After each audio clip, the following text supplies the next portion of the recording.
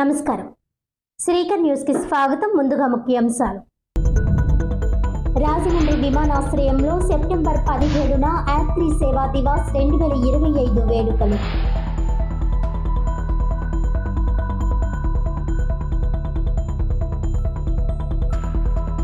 చంద్రబాబును విమర్శిస్తే కేసులా? మిథున్ రెడ్డి ఆత్మస్థైర్యాన్ని దెబ్బతీసేందుకు అనుకూల మీడియా ద్వారా తప్పుడు సంకేతాలు. మాజీ మంత్రి కాకాని గోవర్ధన్ రెడ్డి.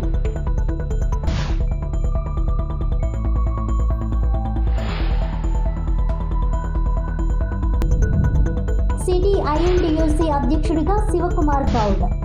నియామక పత్రం అందజేసిన వాసంశెట్టి గంగాధర్.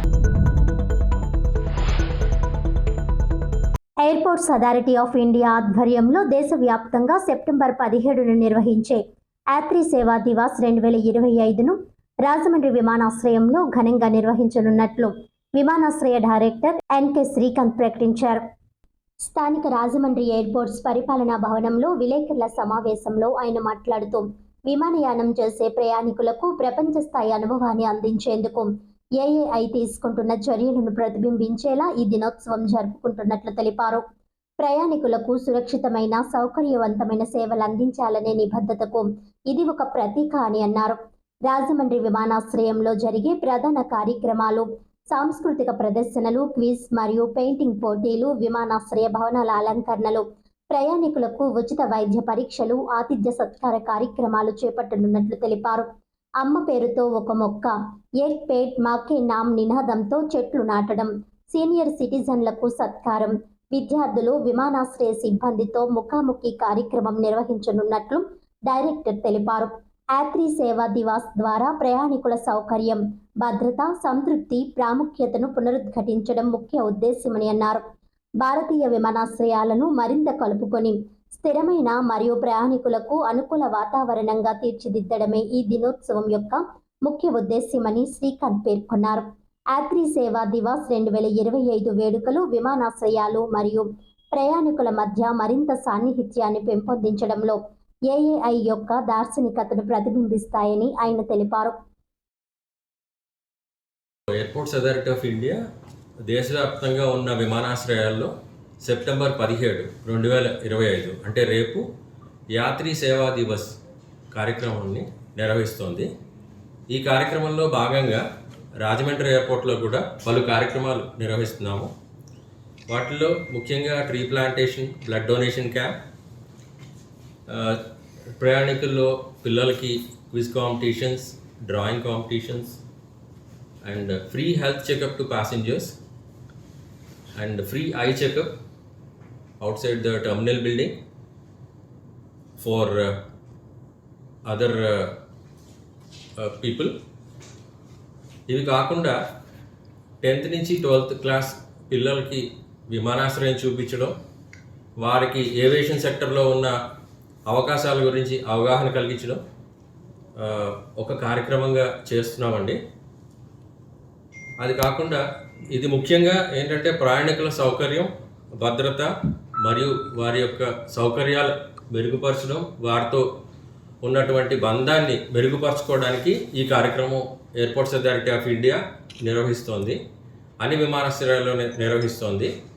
మనము ప్రయాణికులకి ఇచ్చే ప్రాముఖ్యత, వారికి ఇచ్చే భద్రత, సౌకర్యాలను మెరుగుపరచడం, వారితో ఉన్నటువంటి అనుబంధాన్ని మెరుగుపరచుకోవడానికి ఈ కార్యక్రమం రేపు రాజమండ్రి విమానాశ్రయంలో నిర్వహిస్తున్నాం. రాష్ట్రంలో భారత రాజ్యాంగాన్ని అమలు చేయకుండా సీఎం చంద్రబాబు తన కుమారుడు నారా లోకేష్ రచించిన రెడ్ బుక్ రాజ్యాంగాన్ని అమలు చేస్తున్నారని, అందుకు నిదర్శనమే ఎంపీ మిథున్ రెడ్డిపై అక్రమ కేసని మాజీ మంత్రి కాకాని గోవర్ధన్ రెడ్డి అన్నారు. మంగళవారం రాజమండ్రి సెంట్రల్ జైల్లో ఎంపీ మిథున్ రెడ్డిని మాజీ ఎమ్మెల్యే కాటసాని రాంభూపాల్ రెడ్డి, మాజీ మంత్రి గొల్లపల్లి సూర్యారావులతో కలిసి ములాఖత్ అయ్యారు.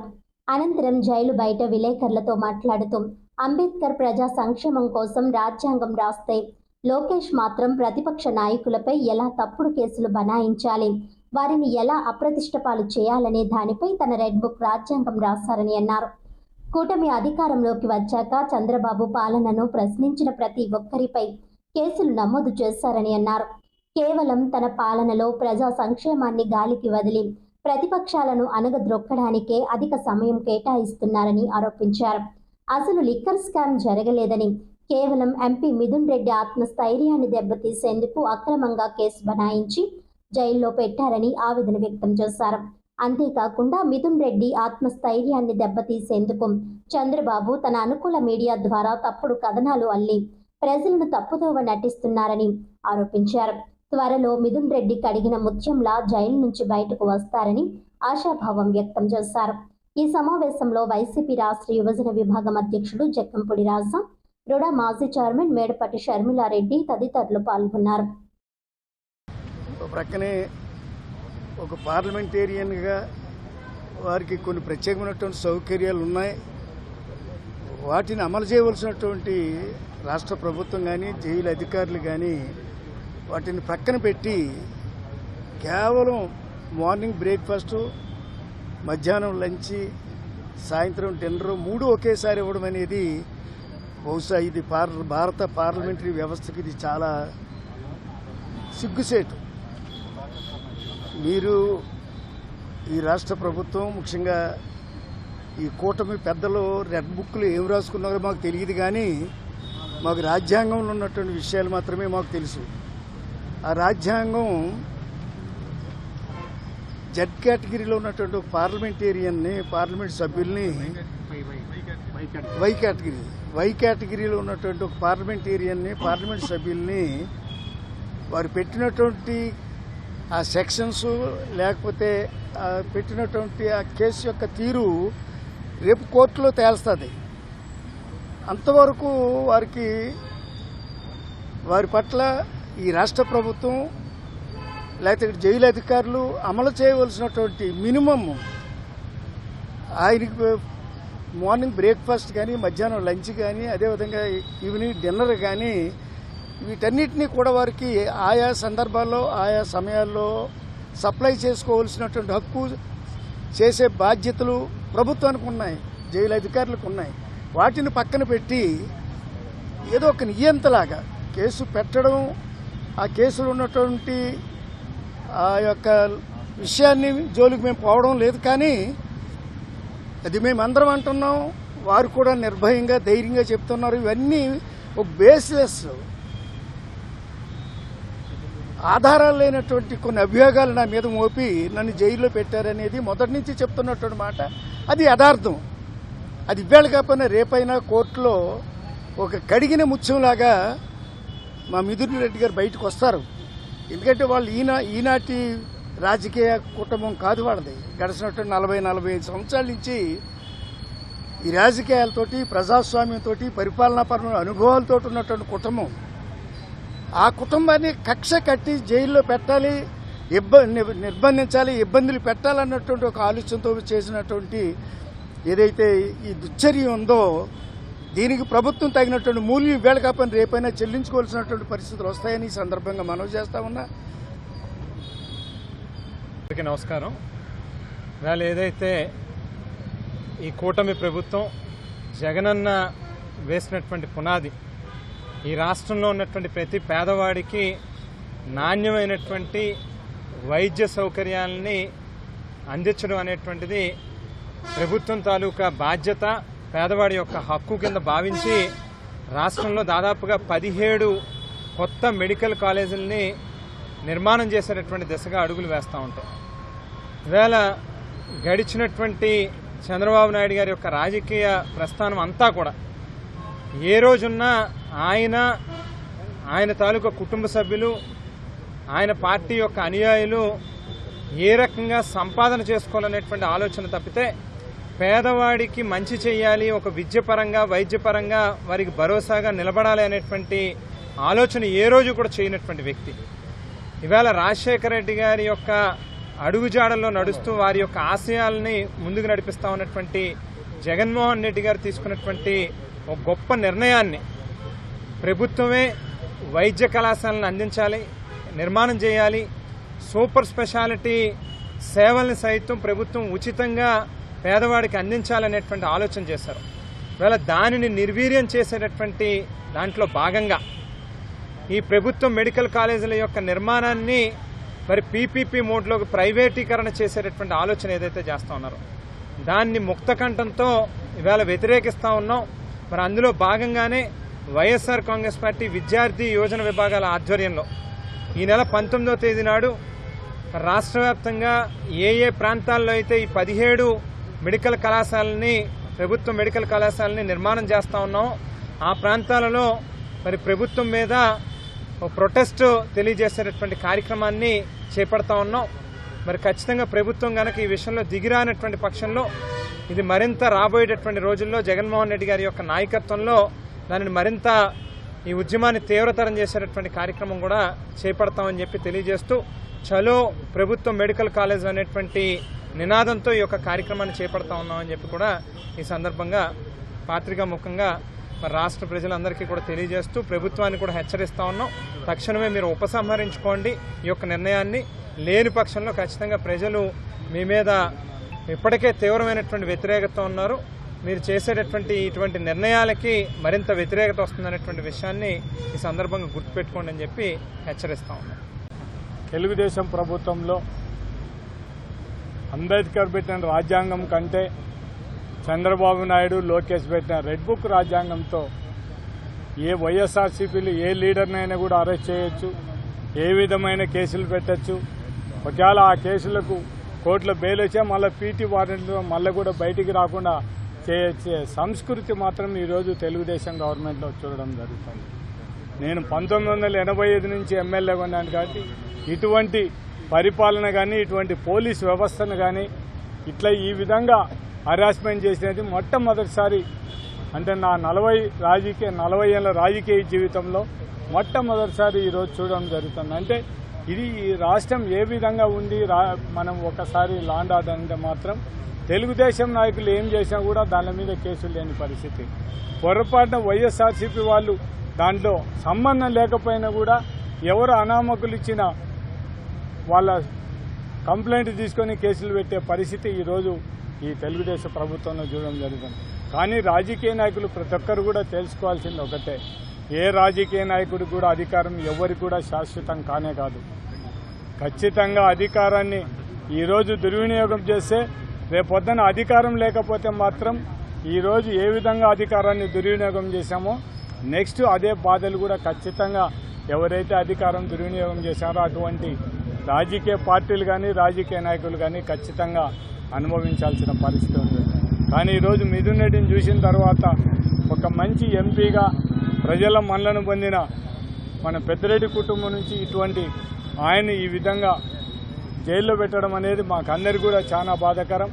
మొట్టమొదటి నుంచి కూడా నాకు పెద్దిరెడ్డి కుటుంబంతో రామచంద్రారెడ్డి అని ఆయన అసెంబ్లీలో కూడా ఆయన పక్కన బెంచ్మెంట్గా ఆయనతో కూడా మంచి సంబంధాలు ఉండే పరిస్థితి. అటువంటి వాళ్ళని ఈరోజు సబ్ జైల్లో తీసుకొచ్చి అంటే పెద్దిరెడ్డి రామచంద్రారెడ్డి మీద కోపంతో ఈరోజు మిథున్ రెడ్డిని అరెస్ట్ చేయడం అనేది మాత్రం చాలా అన్యాయం. తెలుగుదేశం నాయకులు ఇప్పుడైనా కూడా మీరు ఇటువంటివన్నీ మానుకొని ఈ రాష్ట్రంలో ఉండే రైతులు అదేవిధంగా రైతులు ఒక విధంగా యూరియా దొరకకుండా రైతులకు గిట్టుబాటు ధర ప్రతి ఒక్క ఏ పంట కూడా గిట్టుబాటు ధర లేని పరిస్థితి.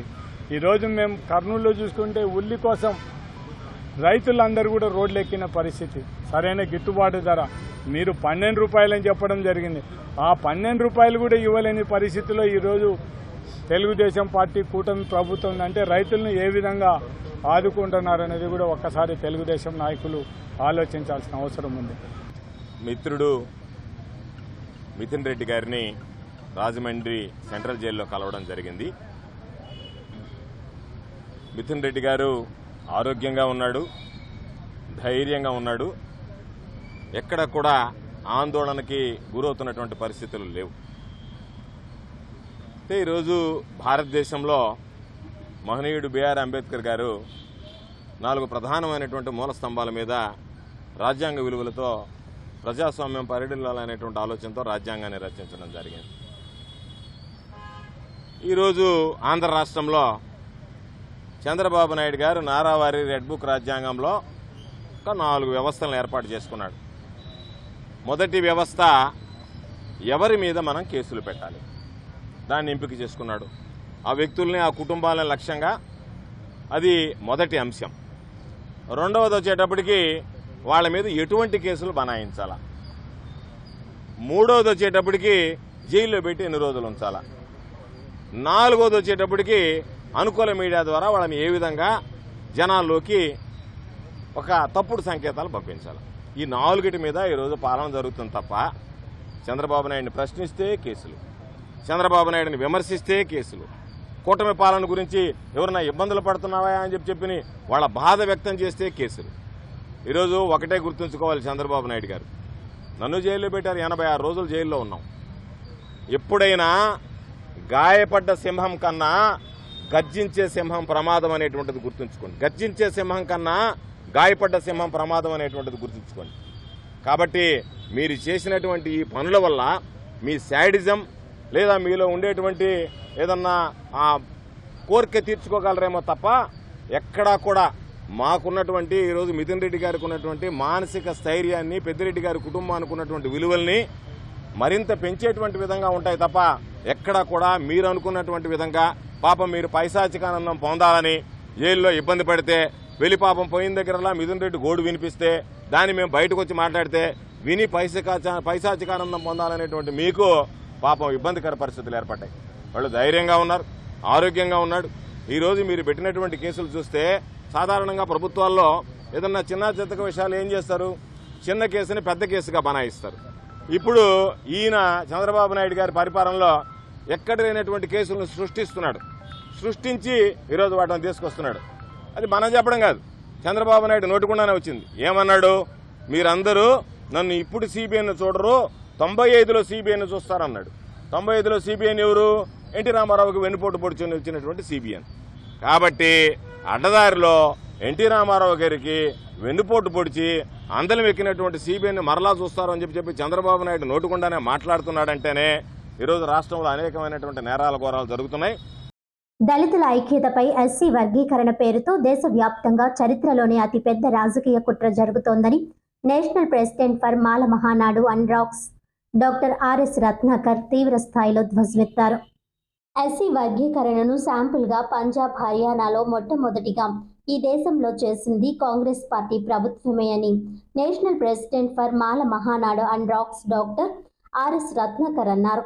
రాజమండ్రి ప్రెస్ క్లబ్లో ఆయన మీడియా ప్రతినిధుల సమావేశంలో మాట్లాడారు. బీజం కాంగ్రెస్ పార్టీ వేస్తే దీన్ని దేశం మొత్తం బీజేపీ పాలకులు చేశారని ఆరోపించారు. నిజానికి ఎస్సీ వర్గీకరణ వల్ల 100లో 4కే బెనిఫిట్ జరుగుతోంది. ఈ 100లో 4కి ఇచ్చే ఈ ఫలాలను దేశవ్యాప్తంగా ఎస్సీ లిస్టులో ఉన్న 1108 మంది ఎస్సీ కులాలకు ఎలా పంచుతారని ప్రశ్నించారు. అలాగే ఈ 4 సీట్లను తెలుగు రాష్ట్రాల్లో 59 ఎస్సీ కులాలకు ఎలా పంచుతారు? ఇది దళితుల ఐక్యతపై కుట్ర కాదా అని మండిపడ్డారు. తెలుగు రాష్ట్రాల్లో అన్ని రాజకీయ పార్టీలు మాల సామాజిక వర్గాన్ని టార్గెట్ చేసి తొక్కేస్తా ఉంటే మాల ప్రజా ప్రతినిధులు నోరు మెదపకపోవడం ఘోరం, అన్యాయమని ఆవేదన వ్యక్తం చేశారు. తెలుగు రాష్ట్రాల్లో ఏనాడు ఎదుర్కొన్నటువంటి గడ్డు పరిస్థితిని మాల సామాజిక వర్గం ఈ రోజు ఎదుర్కొంటూ ఉంది. పూర్తిగా తెలుగు రాష్ట్రంలో మన కులం యొక్క ఉనికిని కోల్పోయాం. శాంతియుత పోరాటానికి సిద్ధం కండి అని పిలుపునిచ్చారు. ఈ కార్యక్రమంలో గోడపాటి వెంకటేశ్వరరావు, కీర్తి నాయుడు, చిత్తూరు సుమన్, కొప్పుల ప్రేమ్బాబు, నెల్లి సూరిబాబు, నూకతాటి గౌతమ్, మర్రి పుష్పరాజు, వీడూరి గంగరాజు, కనికెళ్ల నాని తదితరులు పాల్గొన్నారు. ఉన్నటువంటి మాల సోదరులారా, బంధువులారా, మిత్రులారా, అన్ని రాజకీయ పార్టీలు ఎస్సీ వర్గీకరణ పేరుతో మాల సామాజిక వర్గంపై కుట్ర చేస్తూ ఉన్నాయి మిత్రులారా.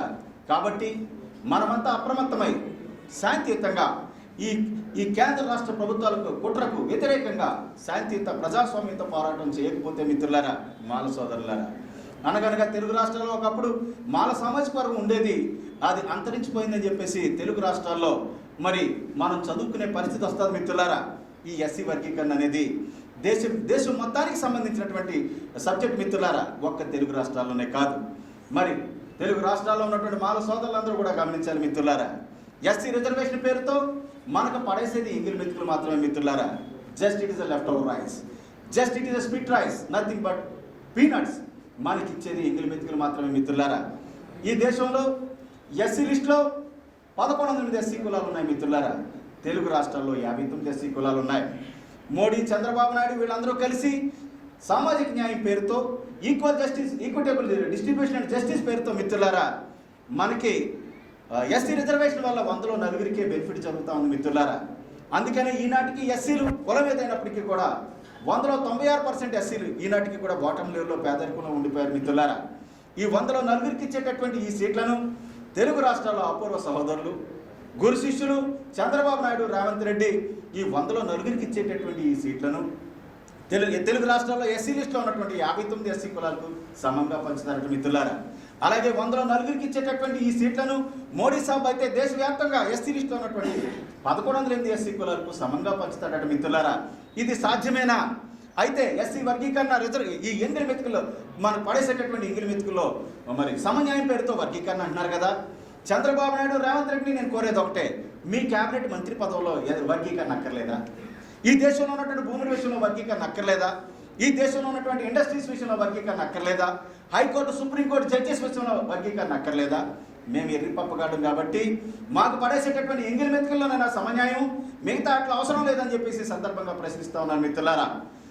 ఐఎన్టీయూసీకి ఏ రాజకీయ పార్టీతోనూ సంబంధం లేదని కార్మిక రంగంలో సుమారు 20 సంవత్సరాల అనుభవం ఉన్న మట్టా శివకుమార్ గౌడ్ని ఐఎన్టీయూసీ రాజమహేంద్రవరం సిటీ అధ్యక్షుడిగా నియమిస్తున్నట్లు ఐఎన్టీయూసీ జిల్లా అధ్యక్షుడు, మాజీ కార్పొరేటర్ వాసంశెట్టి గంగాధర్రావు వెల్లడించారు. స్థానిక కంబాల చెరువు మెగా కన్వెన్షన్ హాల్లో మంగళవారం జరిగిన మీడియా సమావేశంలో ఆయనకు నియామక పత్రాన్ని అందజేసి అభినందించారు. వాసంశెట్టి మాట్లాడుతూ, గతంలో ఐఎన్టీయూసీ కాంగ్రెస్ పార్టీతో కలిసి ఎక్కువగా పనిచేయడం వలన కాంగ్రెస్ అనుబంధ యూనియన్ అన్నట్టుగా భావించారని, అయితే ఐఎన్టీయూసీ జాతీయ అధ్యక్షుడు సంజీవ్ రెడ్డి ఈ మేరకు స్పష్టత ఇచ్చారని తెలిపారు. కాంగ్రెస్ పార్టీ లేబర్ సెల్ ఆ పార్టీతో అనుబంధంతో పనిచేసేదని వివరించారు. మట్టా శివకుమార్ గౌడ్ చాలా కాలంగా భవన నిర్మాణ కార్మిక సంఘం నాయకుడిగా కాంగ్రెస్ పార్టీతో కలిసి పనిచేస్తున్నారని, గత 20 సంవత్సరాలుగా ట్రేడ్ యూనియన్ కార్యకలాపాలు నిర్వహిస్తున్నట్టు తెలిపారు. త్వరలోనే సిటీ, జిల్లా పూర్తి స్థాయి కమిటీలు కూడా వెల్లడిస్తామని అన్నారు. ఐఎన్టీయూసీ జిల్లా అధ్యక్షుడిగా జేటీ రామారావు అనే వ్యక్తి నకిలీ లెటర్ హెడ్ సృష్టించుకున్న వ్యవహారంపై 3 టౌన్ పోలీస్ స్టేషన్లో ఫిర్యాదు చేశామని ఒక ప్రశ్నకు సమాధానం చెప్పారు. చంద్రబాబు ఉచిత బస్ విధానాన్ని అమలు చేయడం, రవాణా రంగం పూర్తిగా కుదేలై ఆటో డ్రైవర్లు ఫైనాన్స్ కట్టలేక తీవ్ర మానసిక ఒత్తిడికి గురై ఆసుపత్రుల పాలవుతున్నారని ఆందోళన వ్యక్తం చేశారు. ఈ విషయంపై చంద్రబాబు పునరాలోచన చేయాలని విజ్ఞప్తి చేశారు. చంద్రబాబు ఎప్పుడూ ముఖ్యమంత్రిగా ఉన్న రవాణా రంగంపై ఎందుకు ఇంత కక్షతో వ్యవహరిస్తారో అర్థం కావడం లేదని, దీనిపై లక్షల మంది కార్మికులు ఆధారపడి జీవనం సాగిస్తున్నట్టు విషయాన్ని గ్రహించాలని కోరారు. ఐఎన్టీయూసీ ఆంధ్ర, తెలంగాణ రాష్ట్రాల ఆర్గనైజింగ్ కార్యదర్శి టి నారాయణరావు మాట్లాడుతూ, అసంఘటిత, సంఘటిత రంగ కార్మికుల సంక్షేమమే లక్ష్యంగా ఐఎన్టీయూసీ పనిచేస్తుందని, కార్మికులకు ఎటువంటి ఇబ్బంది ఎదురైనా వాసంశెట్టి ఆధ్వర్యంలో దాన్ని పరిష్కరించే విధంగా చర్యలు చేపడతామని తెలిపారు. మట్టా శివకుమార్ గౌడ్ మాట్లాడుతూ, ఐఎన్టీయూసీ జాతీయ అధ్యక్షులు సంజీవరెడ్డి ఆదేశాల మేరకు జిల్లా అధ్యక్షుడు వాసంశెట్టి గంగాధర్రావు సారథ్యంలో ఐఎన్టీయూసీని బలోపేతం చేసేందుకు కృషి చేస్తామని అన్నారు. చాలా సంఘటిత రంగాల్లో కార్మికుల శ్రమను దోచుకుంటున్నారని, వారందరినీ ఐక్యం చేసి పోరాటం చేసే దిశగా ముందుకు సాగుతామని అన్నారు. సంఘటిత, అసంఘటిత రంగ కార్మికుల సంక్షేమానికి, వారి సమస్యల పరిష్కారానికి చిత్తశుద్ధితో కృషి చేస్తామని అన్నారు. సమావేశంలో కాంక్రీట్ వర్కర్స్ యూనియన్ నాయకులు అప్పన్న శ్రీనివాస్, నాగు, కంచె అప్పన్న, నార్ఘన వెంకట్ గౌడ్, దిరిసాల మాచిరాజు, మంచాల సుబ్రహ్మణ్యం, ఎం వెంకట్, బి నాగేశ్వరరావు, వారధి నాగబాబు, వెలిగట్ల శ్రీనివాస్, లంకా రామానాయుడు, బలరాం తదితరులు పాల్గొన్నారు. ఫ్రీ బస్సు ఇదైన తర్వాత మన ఆటో డ్రైవర్సు చాలా తీవ్రమైనటువంటి ఆర్థిక ఇబ్బందులకి వెళ్ళిపోయారు. ఫైనాన్స్ కంపెనీలు ఒత్తిళ్లు భరించలేనటువంటి పరిస్థితుల్లో ఇవాళ మా ఆటో డ్రైవర్ ఒక అతనికి బీపీ ఇదయ్యి ఇవాళ బొలినేనిలో జాయిన్ అయ్యాడు. బహుశా రేపు ఆపరేషన్ కూడా చేయాల్సి వస్తుంది. అందువల్ల అంతటి స్థితికి ఇవాళ మోటార్ పరిశ్రమలో ఉన్నటువంటి ప్రధానమైన రవాణా రంగం ఆటో డ్రైవర్స్. ఆటోలు పూర్తి స్థాయిలో నష్టపోయాయి. ఇవాళ ఆయన ఇచ్చేటువంటి 15,000 రూపాయలు ఎందుకు కొనగలరు, ఎందుకు సరిపో. ఇవాళ ఆయన అలాగే ఏటీఎస్ పెట్టారు, అక్కడ మమ్మల్ని ఇచ్చేశారు. చంద్రబాబు నాయుడు గారు ప్రతిసారి ఇదే విధానం కొనసాగిస్తున్నాడు. అప్పుడు కూడా నేషనల్ హైవే ఎక్కకూడదని చెప్పి జీవో ఇచ్చింది ఆయనే. అంతకుముందు టోల్ గేట్స్ దగ్గర ఫీజు వసూలు చేయమన్నది ఆయనే. ఇలాగ అన్ని రకాలుగా మరి మోటార్ రంగం మీద ఆయన మరి ఎందుకు కక్ష కట్టారో తెలియదు. కానీ ఇవాళ ప్రధానమైనటువంటి ఈ రవాణా రంగాన్ని కుదేలైపోయేటువంటి పరిస్థితి, దాంట్ మీద లక్షలాది మంది ఇవాళ స్టేట్ వైడ్ ఇవాళ చాలా దీనమైనటువంటి పరిస్థితిలో ఉన్నారని మాత్రం ఒకసారి తెలియజేస్తున్నాను. ఈ పండక్కి 15,000 రూపాయలు వేస్తానన్నారు. దానికి కూడా అనేక రకాలైనటువంటి ఆంక్షలు పెట్టారు. 300 యూనిట్ల కంటే మించి వెళ్ళటానికి వీల్లేదు వాహనమిత్ర.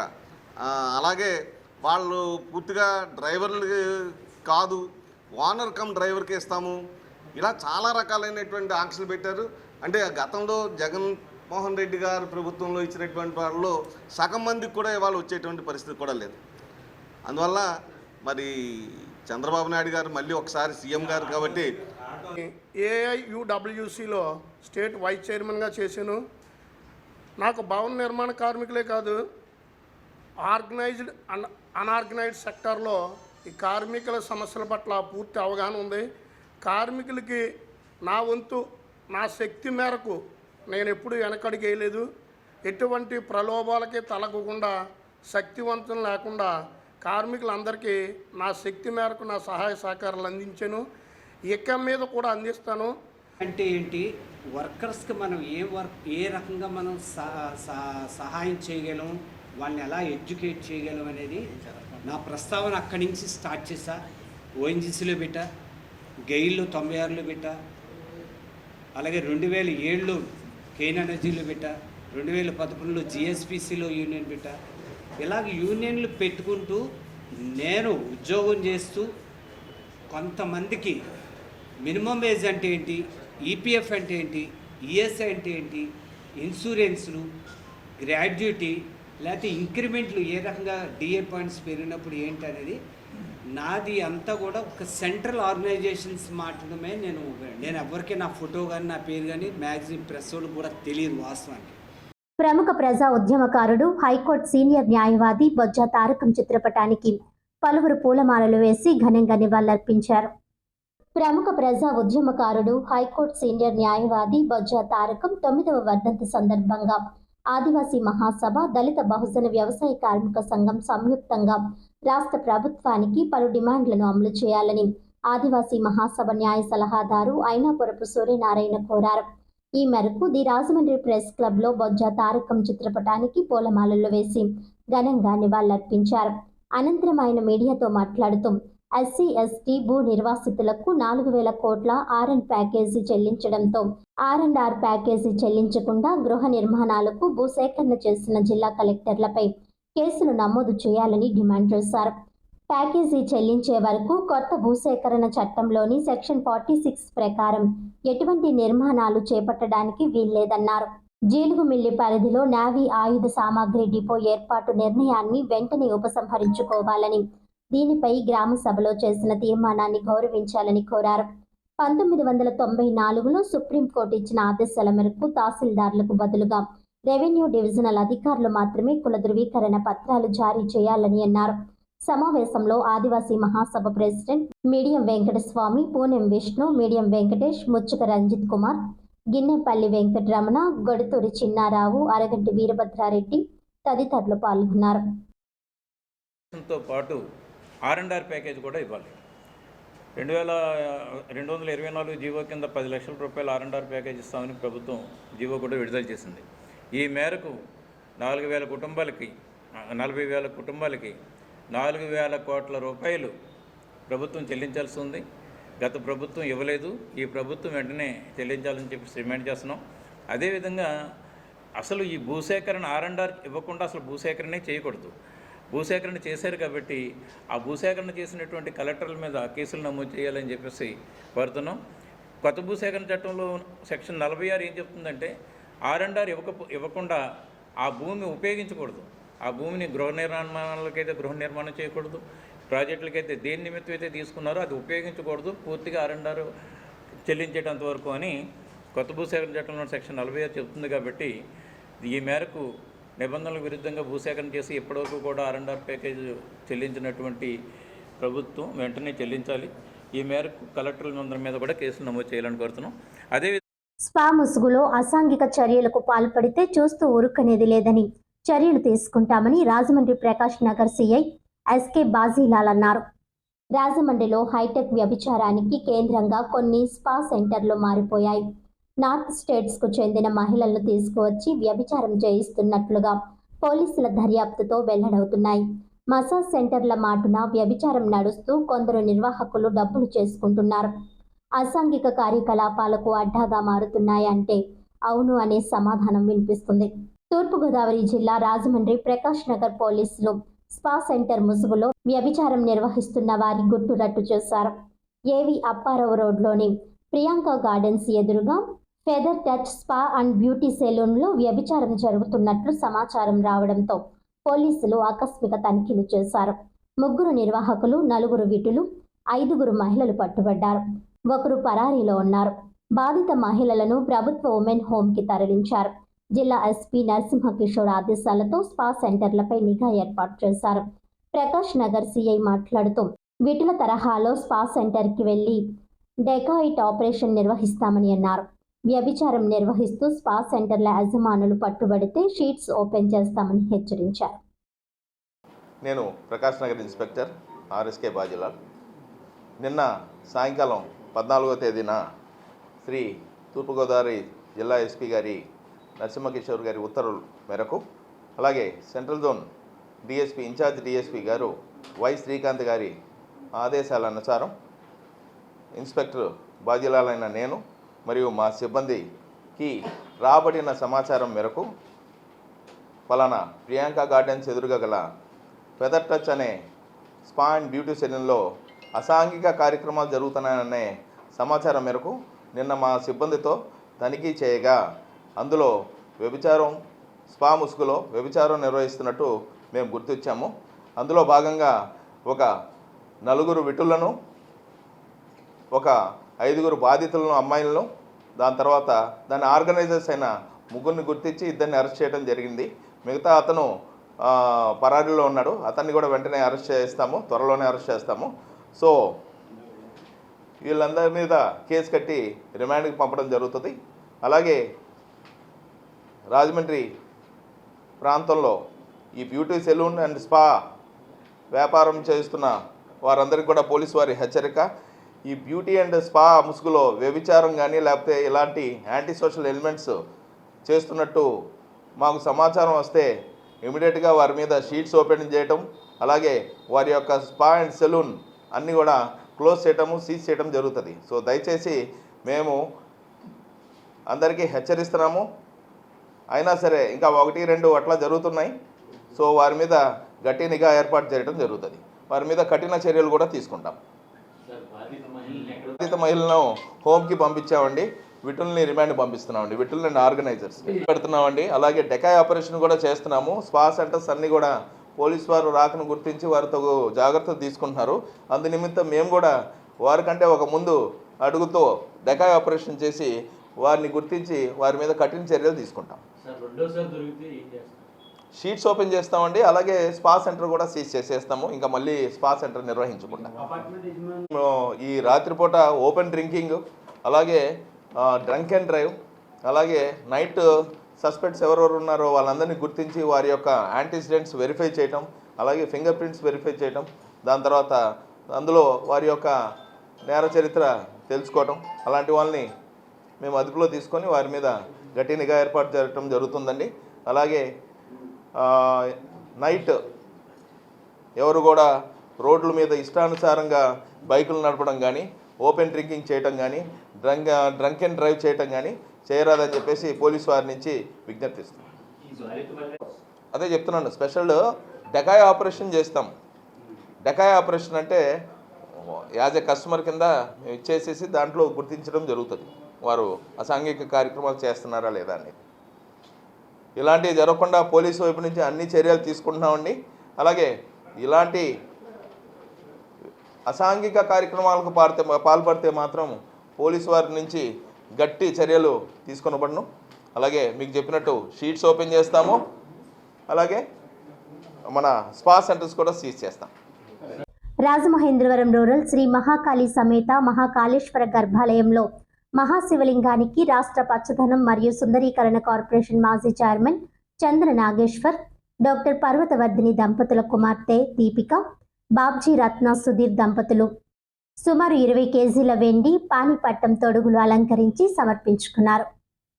రాజమహేంద్రవరం యున్నీస్పేట పవిత్ర గోదావరి నదీ తీరాన వేంచేసి ఉన్న శ్రీ మహాకాళీ సమేత మహాకాళేశ్వర ఆలయ గర్భాలయంలో మహాశివలింగానికి రాజమహేంద్రవరం రూరల్ మాజీ ఎమ్మెల్యే చంద్ర రమేష్ వరలక్ష్మి దంపతుల కుమారుడు, రాష్ట్ర పచ్చదనం మరియు సుందరీకరణ కార్పొరేషన్ చైర్మన్ చంద్ర నాగేశ్వర్, డాక్టర్ పర్వతవర్ధిని దంపతుల కుమార్తె దీపిక, బాబ్జీ రత్న సుధీర్ దంపతులు సుమారు 20 కేజీల వెండి పానిపట్టం తొడుగులు శివలింగానికి అలంకరించి సమర్పించుకున్నారు. అనంతరం స్వామివారికి విశేష పూజా కార్యక్రమాలు చేయించుకొని నిత్యం జరిగే విశేష హారతుల్లో పాల్గొన్నారు. ఆలయ వ్యవస్థాపకులు పట్టపగల వెంకట్రావు ఆలయ మర్యాదలతో స్వాగతించి సత్కరించారు. కార్యక్రమంలో భక్తులు భారీ సంఖ్యలో పాల్గొని స్వామివారి అలంకరణ, వెండి కవచం చూసి మంత్రముగ్ధులయ్యారు. అలాగే విశేష హారతులు తిలకించి స్వామివారిని దర్శించుకుని తీర్థ ప్రసాదాలు స్వీకరించారు.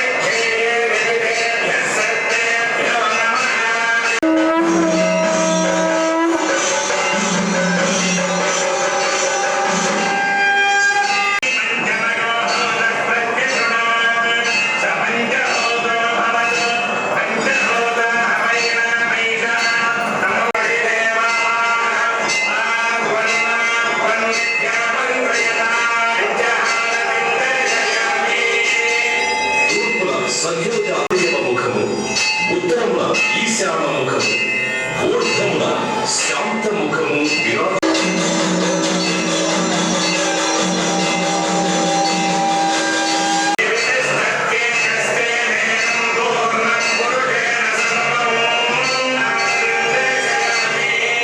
అమ్మవారు ప్రకృతి స్వరూప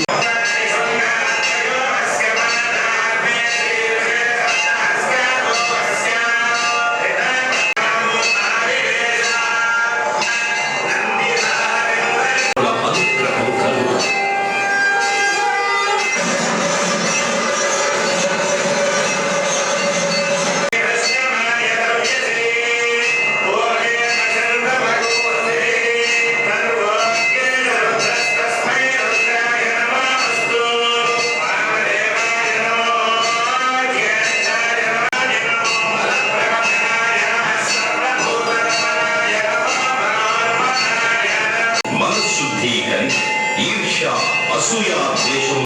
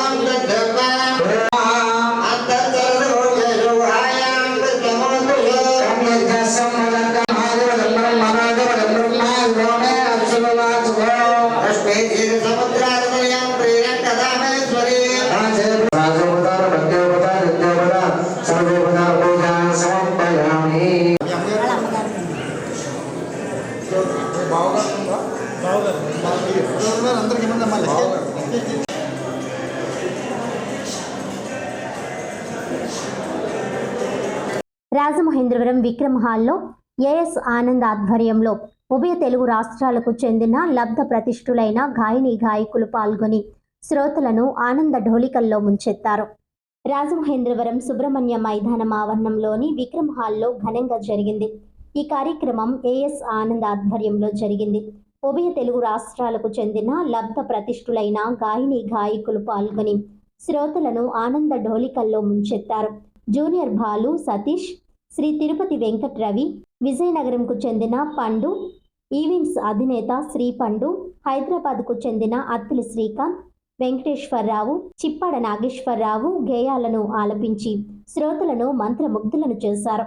కాకినాడ మాజీ మున్సిపల్ చైర్మన్ మరియు రిటైర్డ్ న్యాయాధికారి స్వర్గీయ శంకర అప్పారావు మనవడు మరియు Andhra Pradesh state progressive advocates forum convener Sunkara Venkata Bhaskar Rangarao తదితర ప్రముఖులు ఈ కార్యక్రమానికి హాజరై నిర్వాహకుల్ని, గాయని గాయకుల్ని అభినందించారు.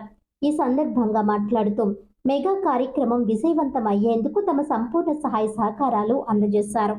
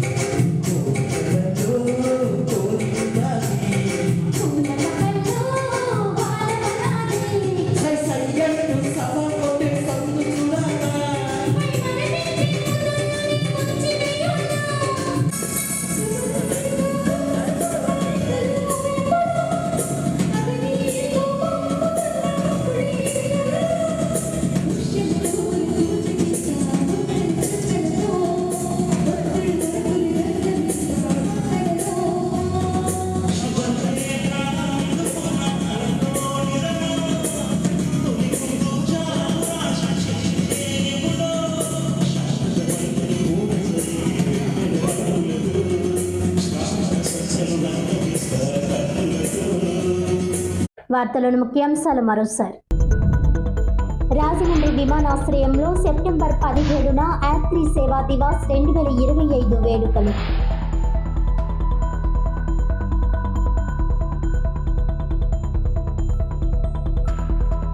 చంద్రబాబును విమర్శిస్తే కేసులా?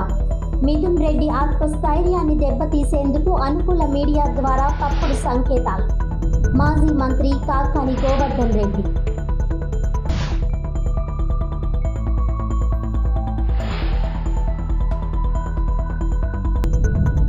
సిటీ ఐఎన్టీయూసీ అధ్యక్షుడిగా శివకుమార్ గౌడ్. నియామక పత్రం అందజేసిన వాసంశెట్టి గంగాధర్. ఈనాటి వార్తలు ఇంతటితో సమాప్తం. తిరిగి వచ్చే బులెటిన్లో మళ్ళీ కలుద్దాం. అంతవరకు సెలవు. నమస్కారం.